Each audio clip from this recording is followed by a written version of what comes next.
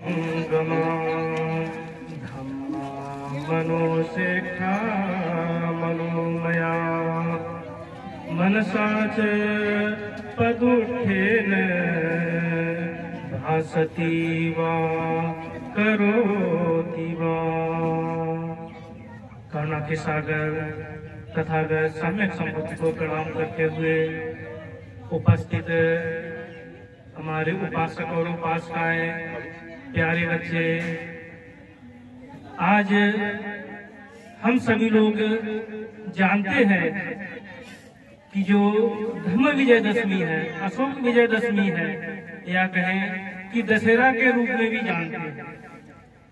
जो दशहरा के रूप में जानते हैं उन्हें पता है कि दशहरा जो मनाया जाता है किसी एक व्यक्ति को प्रतीक बना के कि बुराइयों को खत्म कर दिया। अगर सच में ऐसा होता तो जब से मैं समझदार हुआ हूँ तब से मैं देखते आया हूँ कि उस व्यक्ति को हमेशा जलाया गया, लेकिन पूरे साल तक जब भी अखबार पढ़ते थे, टीवी देखते थे, पता चलता था कि किसी बच्चे के साथ मारपीट की, या किसी बच्चे की हत्या कर दी, या किसी बहन के साथ गलत किया, या समाज के साथ गलत हुआ। सिर्फ ये एक दो केस नहीं होते थे, लाखों में होते थे। तो कैसे मान लिया जाए सच में एक व्यक्ति को मारने के बाद बुराई से विजय प्राप्त हो जाती है। इसके बाद जो धम्म विजयदशमी है ये क्यों मनाई जाती है, इसे हम बहुत अच्छे से जानेंगे। आप सभी लोग ये ध्यान रखना कि मुझे पंजाबी नहीं आती है, लेकिन ज्यादा से ज्यादा मैं सरल हिंदी ही बोलूंगा, कठिन हिंदी नहीं बोलूंगा जिससे समझ रहा है। तो ये जो धम्म विजयदशमी है ये बुराई का ही प्रतीक है कि बुराई से विजय प्राप्त करना। लेकिन कैसे की जाए ये बुद्ध ने सिखाया है। आज से लगभग 2600 वर्ष पहले इस धरती को जम्बूद्वीप कहा जाता है, जहाँ पर जिस धरती पर जामुन के पेड़ ज्यादा हुआ करते थे, इसी के नाम पर जामुन के पेड़ों के नाम से इसका नाम जम्बूद्वीप पड़ा। तो इस जम्बूद्वीप में एक छोटा सा नगर था कपिलवस्तु। उस कपिलवस्तु में एक राजा रहते थे जिनका नाम था सुद्धोधन, और उनकी जो रानी थी महामाया देवी। तो सिद्धार्थ ने कहे कि बुद्ध ने महामाया देवी के कोख से जन्म लिया। लेने के बाद जिस राजा के यहाँ जो भी जन्म लेता है वो राजकुमार ही कहलाता है, ये हम सभी जानते हैं। तो एक राजकुमार ने घर क्यों छोड़ा, महल क्यों छोड़ा? हम लोगों के अंदर ज्यादातर यही मानसिकता होती है कि जो सन्यासी बनते हैं कि घर में कुछ परेशानी हो, या घर में कुछ नहीं होगा, या कहें कि कुछ वो घर में गड़बड़ करके या कुछ बुराई करके घर से निकला है तभी सन्यासी बनते हैं। लेकिन ऐसा नहीं है। सन्यासी ज्यादातर वही व्यक्ति बनता है जो वो समझ जाता है कि हमें अपने समाज को, या कहें कि मानवता को जागरूक करना है, मानवता सिखानी है, हर किसी को मानव बनाना है। तो जो राजकुमार था सिद्धार्थ, जिसके पास यथा संपत्ति थी, 3 ऋतुओं के लिए राजा ने 3 महल बनाए थे, सर्दी के लिए, गर्मी के लिए, बारिश के लिए। लेकिन उसमें भी जो सुखी ना रहते हुए हम सभी को देखा कि हम सभी लोग इतनी मेहनत करते हैं, मेहनत करने के बाद एक व्यक्ति उस संपत्ति को उसका उपभोग करता है, उस पर मौज करता है। तो कहा कि ये रास्ता सुखकर नहीं होगा, या समाज के उत्थान के लिए नहीं होगा, समाज के भलाई के लिए नहीं होगा। समाज के कल्याण के लिए नहीं होगा। तो उन्होंने राजपाट छोड़ दिया। छोड़ने के बाद 6 वर्षों तक घोर तपस्या की, क्योंकि उन्होंने सुना था कि तपस्या करने से ज्ञान प्राप्त होता है।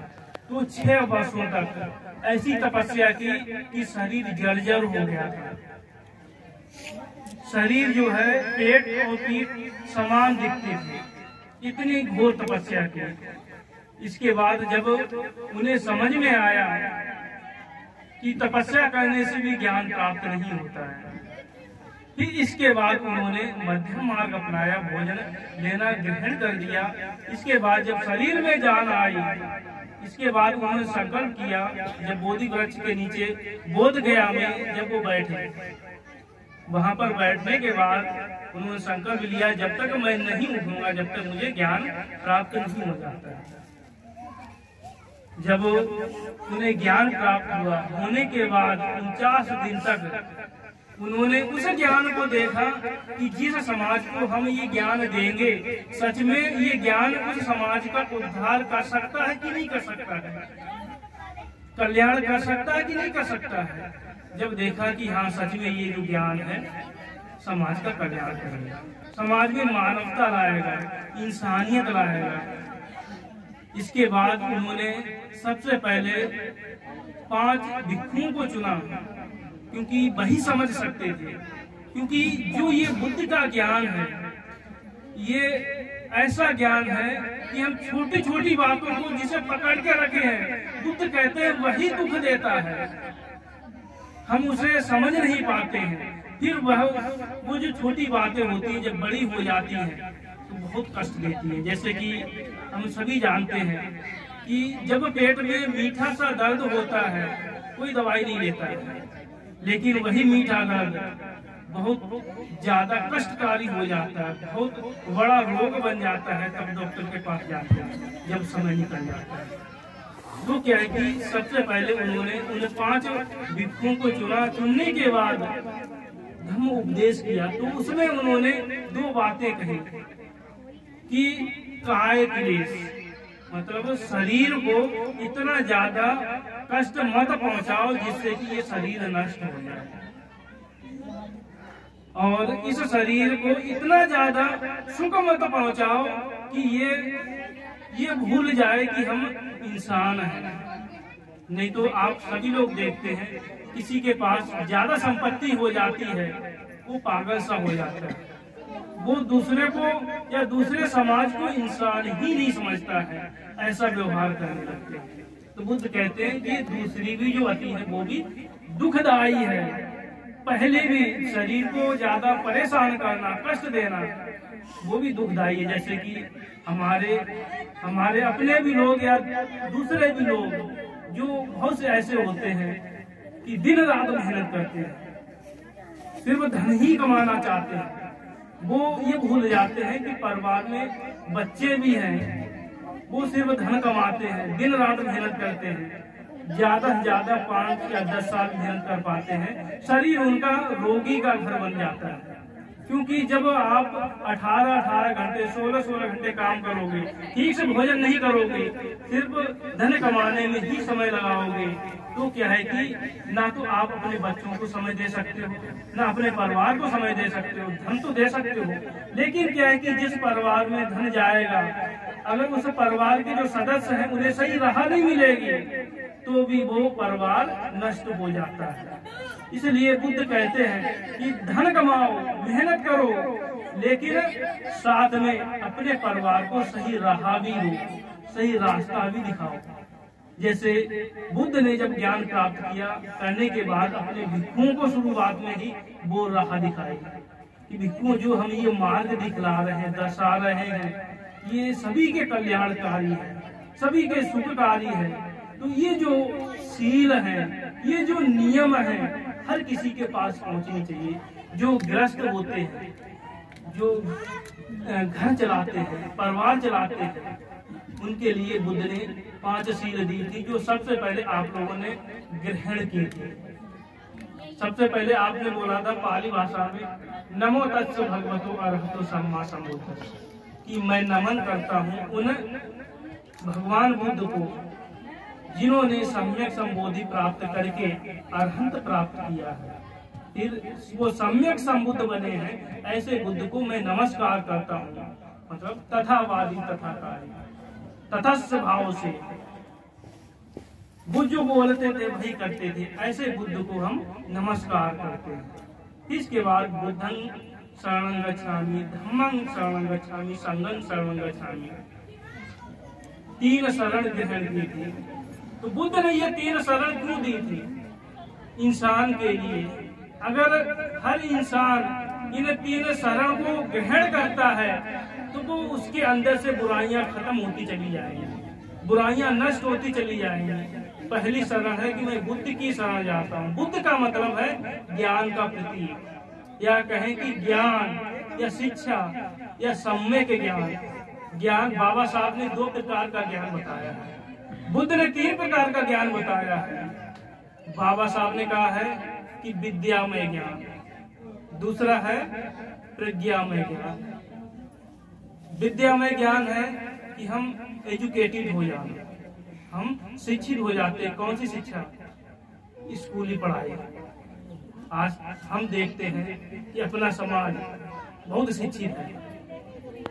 जिस जगह जाओ, कोई डॉक्टर, कोई इंजीनियर, या कहें कि कोई IPS या IAS ऑफिसर वगैरह, या कहें कि कहीं ना कहीं वो खूब अच्छे से पढ़ा लिखा है, लेकिन क्या वो समाज की जागरूकता के लिए कुछ कार्य करता है या जागरूकता के लिए आगे आता है? कहें कि लाखों में शायद 100 लोग होंगे जो सामने आते हैं। बाबा साहब कहते हैं ये जो शिक्षा आपने ग्रहण की है ये विद्यामय शिक्षा है। ये दुधारी तलवार होती है, जो ग्रहण कर लेता है अगर वो चलाता है सिर्फ वो समाज का नाश ही करता है, समाज की हानि ही पहुंचाता है। बाबा साहब ने अपने समय भी ये कहा था कि हमें धोखा दिया है हमारे पढ़े लिखे लोगों ने ही। ऐसा क्यों कहा था? वो समझ गए थे कि हमने जिस समाज को पढ़ा रहे हैं वो शिक्षित तो होता चला जा रहा है, लेकिन समाज का किसी काम के लिए नहीं आता है और उल्टा समाज की हानि ही करता है। फिर इसके बाद बाबा साहब ने कहा प्रज्ञामय ज्ञान। वो प्रज्ञामय बाबा साहब ने स्वयं ही स्वीकार किया, तब कहा कि आप लोग स्वीकार करो। बाबा साहब इतने एजुकेटेड हुए थे, उनके समय में आज भी उनके बराबर कोई पढ़ा लिखा नहीं हुआ। लेकिन बुद्ध की शरण क्यों गए? धम्म की शरण क्यों गए? बुद्ध धम्म की शरण ग्रहण क्यों की? क्योंकि उसी के अंदर प्रज्ञामय ज्ञान छुपा हुआ है। प्रज्ञामय ज्ञान है। जब हम सुशिक्षित हो जाएंगे, मतलब उस ज्ञान को जीवन में उतार लेंगे, धम्ममय बना लेंगे, तभी हम प्रज्ञामय ज्ञान को अर्जित कर पाएंगे। तो ये जो ज्ञान है बुद्धं शरणं गच्छामि, ये प्रतीक है। मैं ज्ञान की शरण जाता हूँ, तो शिक्षा की शरण जाता हूँ। कौन सी? पहले आप विद्या में तो ज्ञान की शरण जाएंगे, फिर प्रज्ञा में ज्ञान की शरण जाएंगे, दोनों की शरण जाना है। तो फिर जो बुद्ध ने समझाया है वो ऐसा ज्ञान है कि आप उसे ठीक से समझ सकते हो। कैसे? बुद्ध ने कहा है कि पहला जो ज्ञान है श्रोतमय ज्ञान, सुना हुआ ज्ञान। जैसे कि हम जन्म लेते हैं, हम सुनते हैं कि ये मेरी माँ है, ये मेरे पिता है, ये मेरे चाचा है, चाची है। फिर हम धीरे धीरे जैसे ही बड़े होते चले जाते हैं, फिर हम समाज में देखते चले जाते हैं फलाना समाज, ये फलाना समाज, ये फलाना गांव है या फलाना जिला है। फिर और जब बड़े होते चले जाते हैं फिर स्कूली पढ़ाई पढ़ते हैं। बुद्ध कहते हैं कि जो हम सुन रहे हैं या जो पढ़ रहे हैं ये सुना ही हुआ है, किसी दूसरे का है, ये हमारा नहीं है, किसी दूसरे ने लिखा है, उसी को हम पढ़ रहे हैं। अब उसे हमने पढ़ने के बाद हमें कितना सुख मिलता है ये देखो। अगर सच में सुख मिलता तो जो जितने पढ़े लिखे लोग हैं, जितने भी ज्यादा पढ़े लिखे लोग हैं या वैज्ञानिक लोग हैं, आप उनके पास जाके देख लो, वो सबसे ज्यादा परेशान मिलेंगे। क्यों मिलेंगे? क्योंकि सिर्फ दूसरे का सुना हुआ ही उन्होंने ग्रहण किया है, अपना उसमें कुछ नहीं बनाया है। दूसरा जो है वो तो कहते हैं चिंतनमय ज्ञान, कि जब हम जैसा पढ़ते हैं, जैसा हम पढ़ते हैं वैसे ही हम विचार करते हैं, जैसा हम पढ़ते हैं वैसे ही विचार करते हैं, फिर हम वैसे ही बन जाते हैं। अगर हम अच्छी पढ़ाई पढ़ते हैं तो हम अच्छे बन जाते हैं। अगर हम बुराई पढ़ा तो बुरी चीजों का पाठ करते हैं या संगति करते हैं तो बुरे बन जाते हैं, वैसे ही विचार आएंगे। बुद्ध कहते हैं कि उसमें आपका थोड़ा होता है, उसे आपने उसमें अर्जित किया होता है, वो भी आपको ज्यादा सुख नहीं पहुंचा सकता है। इसके बाद तीसरा जो है भावना में ज्ञान, अनुभव कर लेना। बुद्ध कहते हैं कि आपने जो पढ़ा है, पढ़ने के बाद इसके बाद जो चिंतन किया है, इसके बाद आप जब उस पर चल के देखो, सच में आपका भला होता है, समाज का भला होता है, तो वो ज्ञान सही है, अन्यथा वो ज्ञान सही नहीं है।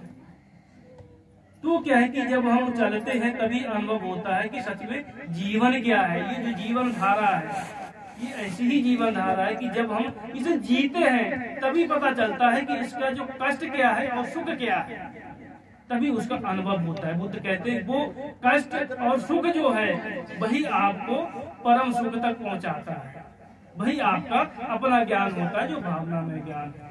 तो ये जो है शिक्षा की शरण जाना। जैसे कि अभी हम सभी लोग धूप से बचे हुए हैं क्योंकि ये पांडाल लगा हुआ है, हम इसकी शरण लिए हुए हैं। अगर ये ना लगा होता तो धूप होती, क्या बैठ सकते थे?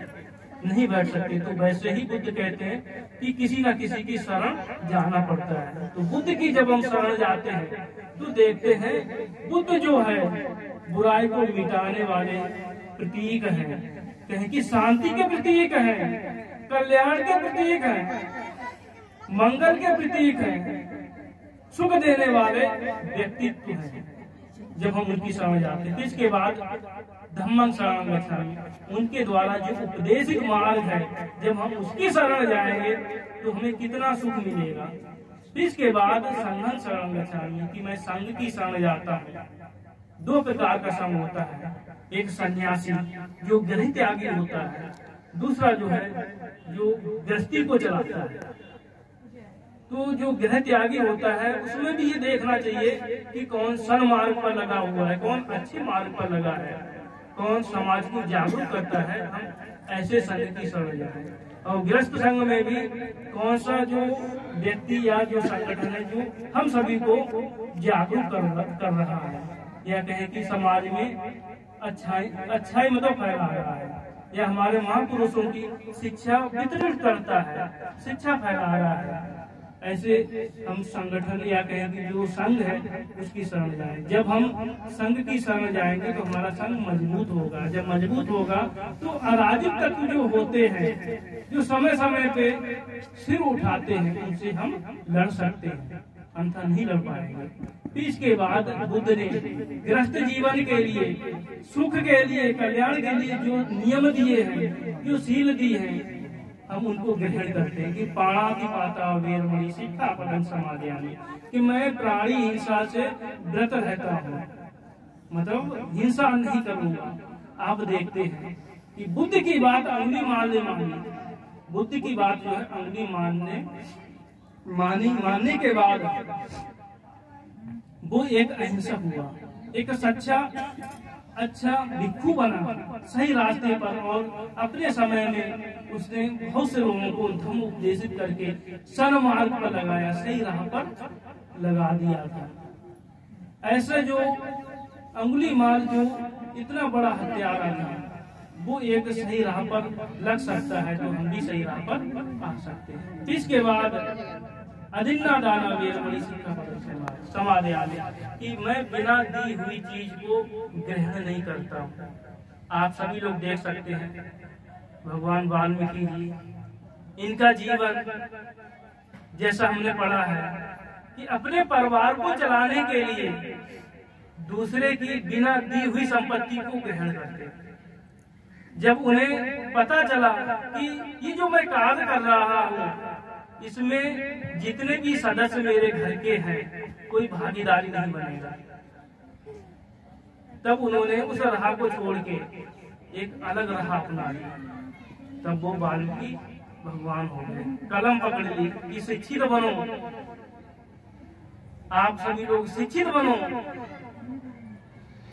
जब वो कलम पकड़ने के बाद हमारा जो समाज है ये जानना चाहिए, सीखना चाहिए कि जितने भी महापुरुष हुए हैं उन्होंने हमें आगे बढ़ाने के लिए कलम पकड़ाई है, किताब दी है, बाबा साहब ने तो हमें सारे दरवाजे ही खोल दिए कि सिर्फ आप कलम ही ना पकड़ो,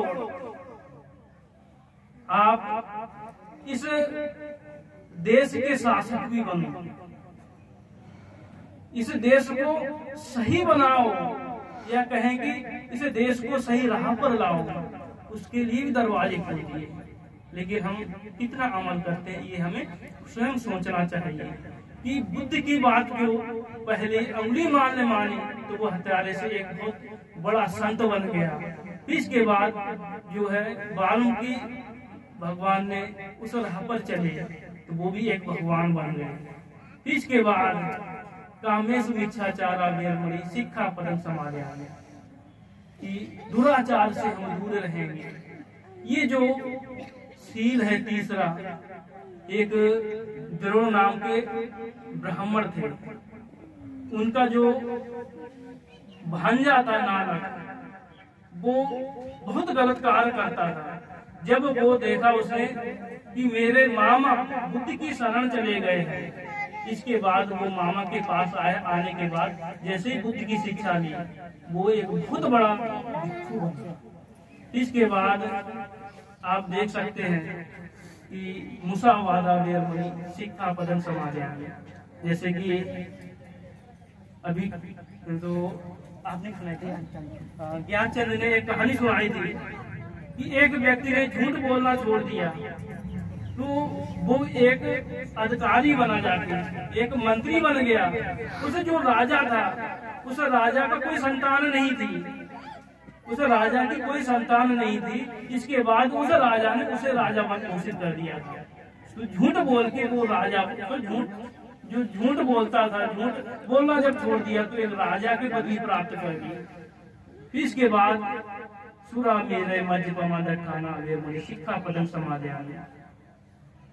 आप देख सकते हैं कि बुद्ध के समय में एक अजातशत्रु बोल के एक राजा था जो बहुत गलत राह पर चलता था, युद्ध भी करता था, नशा पान भी करता था, खूब मस्त रहता था, अपने पिताजी की बिल्कुल ही बात नहीं मानी। लेकिन जब वो बुद्ध की शरण आया तो इतिहास में आज उसका भी नाम गिना जाता है।